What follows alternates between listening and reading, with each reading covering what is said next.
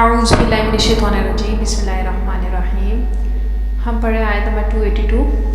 رکوع نمبر 39۔ یہ second last رکوع ہے سورۃ البقرہ کا، اور سب سے بڑی آیت ہم پڑھنے جا رہے ہیں جس میں اللہ تعالیٰ نے قرض کے تمام معاملات، تمام اسٹیپس بیان کر دیے ہیں کہ اگر ہم اس کو فالو کر کے قرض کی ادائیگی اور قرض کا لین دین کریں گے تو ہمارے لیے اس میں بہتری ہے۔ اللہ تعالیٰ فرما رہے ہیں یا ایھا الذین، اے وہ جو کہ آمنو ایمان لائے، اذا تداینتم جب تم معاملہ کرو، بدین الی ادھار کا، اجل مسمی فاکتبوہ مقرر کر کے اسے لکھ لیا کرو، وَلْيَكْتُبْ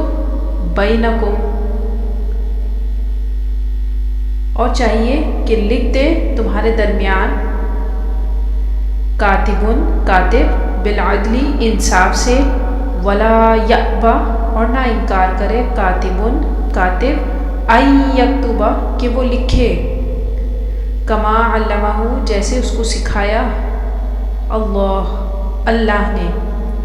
فَلْيَكْتُبْ چاہیے کہ لکھ دے، وَلْيُمْلِلْ اور لکھتا جائے، لِلَّذِينَ عَلَيْهِ وہ جو اس پر حق، وَلْيَتَّقِ اللَّهَ حق اور ڈرے اللہ سے، ربہ اپنے رب، ولا اور نہ یبخس کم کرے، منہ اس سے، شیئن کچھ، فإن پھر اگر، کانا ہے، الذی علیہ الحق سفیہن وہ جو اس پر حق، بے عقل، او یا ضعیفاً کمزور، او لا یستطیع یا قدرت نہیں رکھتا، ان کہ این یملہ ہوا کہ لکھائے وہ، فلیملل تو چاہیے کہ لکھائے، ولیہ اس کا سرپرست، بالعدل انصاف سے اور گواہ کر لو، واستشہدوا اور گواہ کر لو، شہیدین دو گواہ، من مطلب سے، من رجالکم اپنے مرد سے، فإن پھر اگر، فإن لم یکونا پھر اگر نہ ہو، رجلین دو مرد، فرجل تو ایک مرد، وامرأتان اور دو عورتیں، ممن ترضون جو تم پسند کرو، من الشہداء سے گواہ جمع یعنی کہ گواہ، ان تضل اگر بھول جائے، احداہما ان میں سے ایک، فتذکر تو یاد دلا دے، احداہما ان میں سے ایک، اخری دوسری، ولا یأبا اور نہ انکار کرے، شہداء گواہ، اذا جب، ما دعو وہ بلائے جائیں، ولا اور نہ تسأموا سستی کرو، ان کے تکتبوہ صغیرا تم لکھو چھوٹا، او یا کبیرن بڑا، الی اجلہ ایک میعاد تک، ذالکم اقسط یہ زیادہ انصاف، عند اللہ اللہ کے نزدیک، وَأَقْوَمُ لِلشَّهَادَةِ اور زیادہ مضبوط گواہی کے لیے، وَأَدْنَىٰ اور زیادہ قریب، اللہ کہ نہ ترتابو شبہ میں پڑو، الا ان تکون سوائے کہ ہو، تجارتاً حاضرتاً سودا حاضر ہاتھ، تدیرونہا جسے تم لیتے رہتے ہو، بینکم آپس میں، فلیسا تو نہیں علیکم تم پر جناحن کوئی گناہ اللہ تکتبوہا کہ تم وہ نہ لکھو واشہدو اور تم گواہ کر لو اذا تبایعتم جب تم سودا کرو ولا یضار اور نہ نقصان کرے کاتب لکھنے والا ولا شہید اور نہ گواہ وَإِن اور اگر تفعلوا تم کرو گے فَإِنَّهُ تو بے شک یہ فسوق گناہ بکم تم پر واتقوا اور تم ڈرو واتقوا اللہ اور تم ڈرو اللہ سے وَيُعَلِّمُكُمْ اور سکھاتا ہے اللہ وَاللَّهُ بِكُلِّ شَيْءٍ عَلِيمٌ اور اللہ ہر چیز جاننے والا ہے۔ ترجمہ: اے اہل ایمان، جب بھی تم قرض کا کوئی معاملہ کرو ایک وقت معین تک کے لیے تو اس کو لکھ لیا کرو اور چاہیے کہ اس کو لکھ کے کوئی لکھنے والا تمہارے مابین عدل کے ساتھ اور جو لکھنا جانتا ہو وہ لکھنے سے انکار نہ کرے جس طرح اللہ نے اس کو سکھایا ہے۔ بس چاہیے کہ وہ لکھ دے اور املا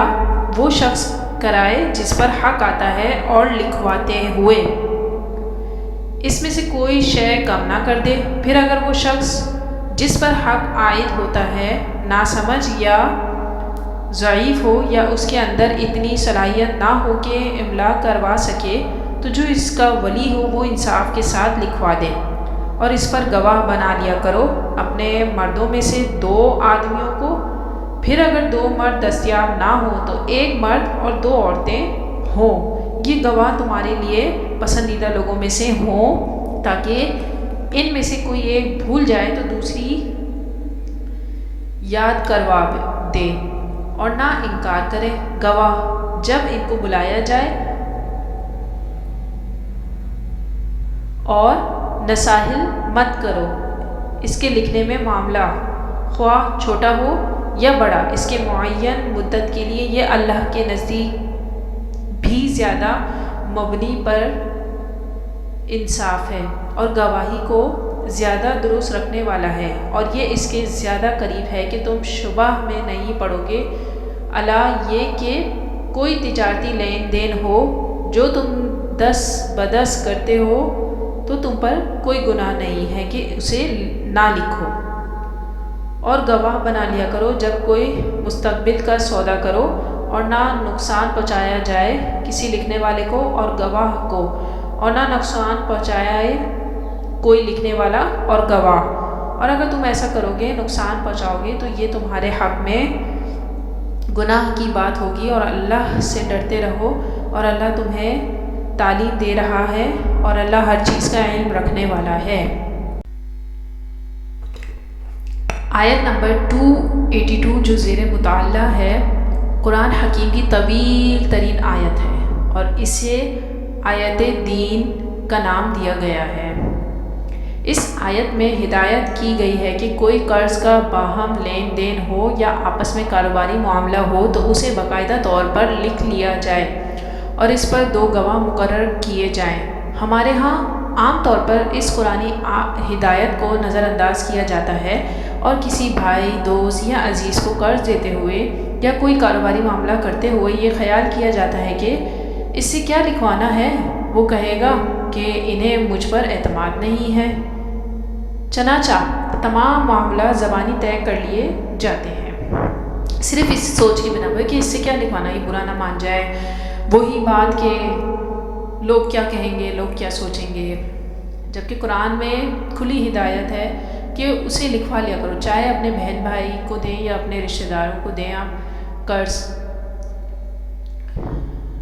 اور بعد میں جب معاملات میں بگاڑ پیدا ہوتا ہے تو پھر لوگ شکوہ و شکایت اور چیخ و پکار کرتے ہیں۔ اگر شروع ہی میں قرآنی ہدایت کے مطابق مالی معاملات کو تحریر کر لیا جائے تو نوبت یہاں تک نہ پہنچے گی۔ حدیث نبی صلی اللہ علیہ وآلہ وسلم کا مفہوم ہے کہ جو شخص قرض دیتے ہوئے یا کوئی مالی معاملہ کرتے ہوئے لکھواتا نہیں ہے اگر اس کا مال ضائع ہو جاتا ہے تو اسے اس پر کوئی اجر نہیں ملتا۔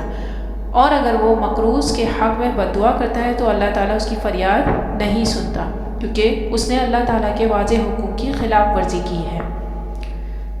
آیت کے اس ٹکڑے سے دو حکم معلوم ہوتے ہیں، ایک یہ کہ قرض کا وقت معین ہونا چاہیے کہ کب واپس ہوگا، اور دوسرا یہ کہ اسے لکھ لیا جائے۔ فَاكْتُبُوهُ یعنی فعل امر ہے، اور امر جوب کے لیے ہوتا ہے، جوب کے لیے ہوتا ہے۔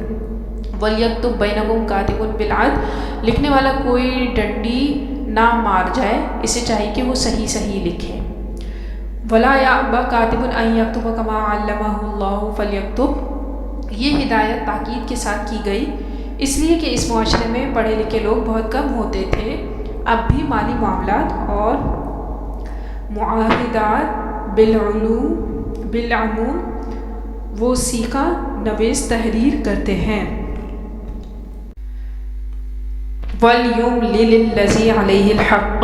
یعنی جس نے قرض لیا ہے وہ دستاویز لکھوائے کہ میں کیا ذمہ داری لے رہا ہوں، جس کا مال ہے وہ نہ لکھوائے۔ وَلْيَتَّقِ اللَّهَ رَبَّهُ اور وہ اللہ سے ڈرتا رہے اپنے رب سے۔ وَلَا يَبْخَسْ مِنْهُ شَيْئًا اگر قرض لینے والا نا سمجھ ہو، ضعیف ہو یا دستاویز نہ لکھوا سکتا ہو تو اس کا کوئی ولی، کوئی وکیل یا مختار اس کی طرف سے انصاف کے ساتھ دستاویز تحریر کرائے۔ یہاں املا کے معنی میں آیا ہے وَاسْتَشْهِدُوا شَهِيدَيْنِ مِن رِجَالِكُمْ فَإِن لَّمْ يَكُونَا رَجُلَيْنِ فَرَجُلٌ وَامْرَأَتَانِ مِمَّن تَرْضَوْنَ مِنَ الشُّهَدَاءِ یعنی جن کی گواہی ہر دو فریق کے نزدیک مقبول ہو اور ان پر دونوں کو اعتماد ہو، اگر مذکورہ صفات کے دو مرد دستیاب نہ ہو سکیں تو گواہی کے لیے ایک مرد اور دو عورتوں کا انتخاب کر لیا جائے، یعنی گواہوں میں ایک مرد کا ہونا لازم ہے، محض عورت کی گواہی نہیں چلے گی۔ اب سوال یہ پیدا ہوتا ہے کہ آیا ہر قسم کے معاملات میں دو عورتوں کی گواہی ایک مرد کے برابر ہے، یا یہ معاملہ صرف قرض اور مالی معاملات میں دستاویز تحریر کرتے وقت کا ہے؟ اس کی تفصیل فقہاء کے ہاں ملتی ہے۔ یہاں عقلی سوال پیدا ہو گیا کہ کیا مرد نہیں بھول سکتا؟ اس کا جواب یہ ہے کہ واقعتاً اللہ تعالیٰ نے عورت کے اندر نسیان کا مادہ زیادہ رکھا ہے۔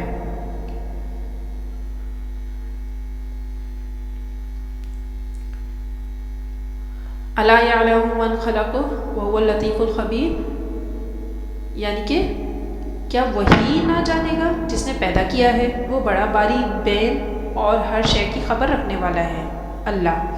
جس نے پیدا کیا ہے وہ خوب جانتا ہے کہ کس میں کون سا مادہ زیادہ ہے، عورت میں نسیان کا مادہ کیوں زیادہ رکھا گیا ہے، یہ بھی سمجھ لیجئے۔ یہ بڑی عقلی اور منطقی بات ہے۔ دراصل عورت کو مرد کے تابع رہنا ہوتا ہے، لہٰذا اس کے احساسات کو کبھی ٹھیس پہنچ سکتی ہے، اس کے جذبات کے اوپر کبھی کوئی کدورت آتی ہے۔ اس اعتبار سے اللہ تعالیٰ نے ان کے اندر بھول جانے کا مادہ سیفٹی والوں کے طور پر رکھا ہوا ہے، ورنہ تو ان کا معاملہ اس شعر کے مزداق ہو جائے گا، یاد ماضی عذاب ہے یا رب، چھین لے اب مجھ سے حافظہ میرا۔ چنانچہ یہ نسیان بھی اللہ تعالیٰ کی بہت بڑی نعمت ہے، ورنہ تو کوئی صدمہ دل سے اترنے ہی نہ پائے، کوئی غصہ کبھی ختم ہی نہ ہو۔ بہرحال خواہ کسی حکمت کی علت یا حکمت سمجھ میں آئے یا نہ آئے، اللہ کا حکم تو بہر صورت ماننا ہے۔ وَلَا يَأْبَ الشُّهَدَاءُ إِذَا مَا دَعُوا گواہوں کو جب گواہی کے لیے بلایا جائے تو آ کر گواہی دیں، اس سے انکار نہ کریں۔ اسی سورہ مبارک کی آیت نمبر 140 میں ہم پڑھ آئے ہیں وَمَنْ أَظْلَمُ مِمَّنْ كَتَمَ شَهَادَةٍ عِنْدَهُ مِنَ اللَّهِ اور اس شخص سے بڑھ کر ظالم کون ہوگا جس کے پاس اللہ کی طرف سے ایک شہادت موجود ہو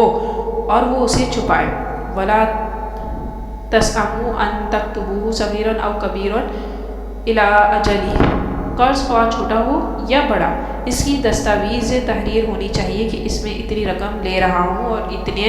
وقت میں اسے لوٹا دوں گا۔ اس کے بعد قرض خواہ اس مدت کو بڑھا بھی سکتا ہے، مزید مہلت دے سکتا ہے، بلکہ معاف بھی کر سکتا ہے، لیکن قرض دیتے وقت اس کی مدت معین ہونی چاہیے۔ ذالکم اقسط عند اللہ واقوام للشہادہ، معاملہ ضبط تحریر میں آ جائے گا تو بہت واضح رہے گا، ورنہ زبانی یادداشت کے اندر تو کہیں تعبیر ہی میں فرق ہو جاتا ہے۔